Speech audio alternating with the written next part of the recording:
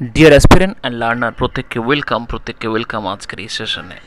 আজ আমরা রয়েছি ওবিসি সংরক্ষণ নীতি চূড়ান্ত করল রাজ্য সেই নিয়ে সত্যিটা কি আসলে এবং কি হতে চলেছে এবং কি হবে, আগামী পরীক্ষাগুলোর ভবিষ্যৎ কি এবং আমাদের নিয়োগের ভবিষ্যৎ কি।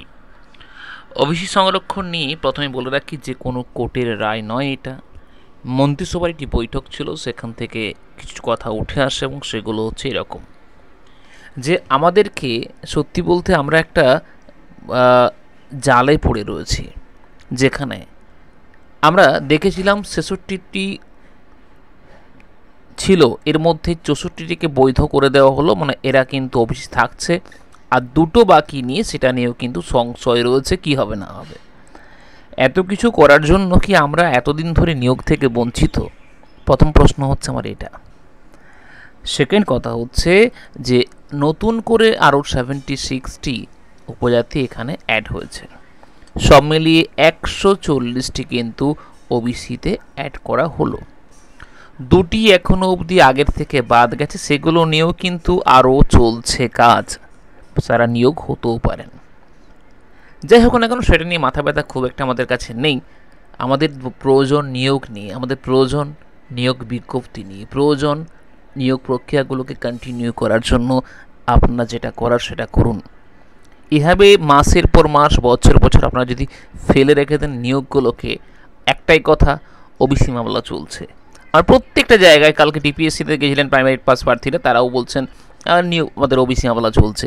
যেন এই একটা মানে তুরুপের তাজ, যেখানেও ছুটি দিলেই হলো আর কি। ছুটিতে আমাদের ছোটোবেলার স্কুলগুলো মনে পড়ে, স্যার আমি তো আসিনি আগের দিন, মানে বললেই হলো আর কি। এগুলো কিন্তু সত্যিই মনে হয় কিছু না। প্রত্যেককে বলবো একটা কথাই, যে সামনে কিন্তু এক্সামগুলো রয়েছে, ইলেকশন রয়েছে। দেখো ভাই, মানে নিজেকে শেষ করলে এর কোনো বিকল্প নেই, শেষ তুমি হতে তোমার বেশিক্ষণ লাগবে না, কিন্তু নিজেকে বাঁচিয়ে রাখার জন্য, নিজের প্রিপারেশনগুলোকে আর একটু মজবুত করে আগামী দিনগুলোকে সুরক্ষিত করার জন্য প্রত্যেককে আমি একটা কথাই বলবো, যে এই মুহূর্তে ভালো করে পড়াশোনা করুন। এই একটা বছর নিজেদের সেরাটা অগ্রে দিন। যদি পরীক্ষা হয়, পরীক্ষা হবে তো কনফার্ম, কারণ ইলেকশন রয়েছে এবং নিয়োগ করতে বাধ্য। সেই নিয়োগগুলোকে তোমাদের কিন্তু এটা করে সিট নিজেদেরকে দখল করে নিতে হবে, কারণ এই রাজ্যে আমরা যখন বাস করছি, নিয়োগ বিজ্ঞপ্তি নেই বললেই চলো, নিয়োগ বিজ্ঞপ্তি একদমই হয় না। সেখানে যদি সুযোগ পাই, সুযোগটাকে কাজে লাগাও, কারণ 26 ভোট পেরিয়ে গেলে কিন্তু আরও একটা মহা যুগ তোমাদের জন্য চাকরি পেতে লাগবে। তাই প্রত্যেককে বলছি, নিয়োগ বিজ্ঞপ্তি আসতে চলেছে এবং এই ওবিসি মামলাও কিন্তু মীমাংসা হতে চলেছে। তার জন্য যদি পরবর্তী কোনো আপডেট আসে, অবশ্যই চ্যানেলটিকে সাবস্ক্রাইব করে রাখতে পারো যদি মনে হয় তোমার জন্য প্রয়োজন রয়েছে।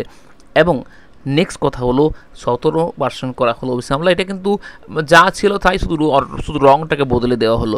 ওবিসি এ এবং ওবিসি বি 10+7% ছিল, সেটাকে মিলিয়ে মিশিয়ে ওবিসি এ বি আলাদা করে রাখা হচ্ছে না, সব মিলে 17% ওবিসি মামলা, ওবিসি রিজার্ভেশন থাকলো।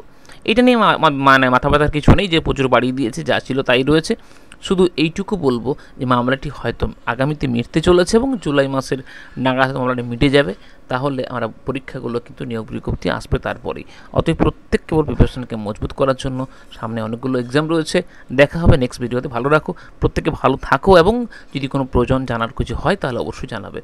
আর আমাদের সেশনগুলো আমরা ফ্রি সেশন শুরু করছি ইউটিউবে, সেখানে অবশ্যই ম্যাথামেটিক্স এবং যে এর পার্টগুলো তোমরা দেখে নিজেদের প্রস্তুতিতে তোমরা নিয়ে যেতে পারো। থ্যাংক ইউ সো মাচ, দেখা হচ্ছে নেক্সট ভিডিওতে। ভালো থেকো প্রত্যেকে, সুস্থ থেকো, নতুন অবশ্যই চ্যানেলটিকে সাবস্ক্রাইব করে দিও।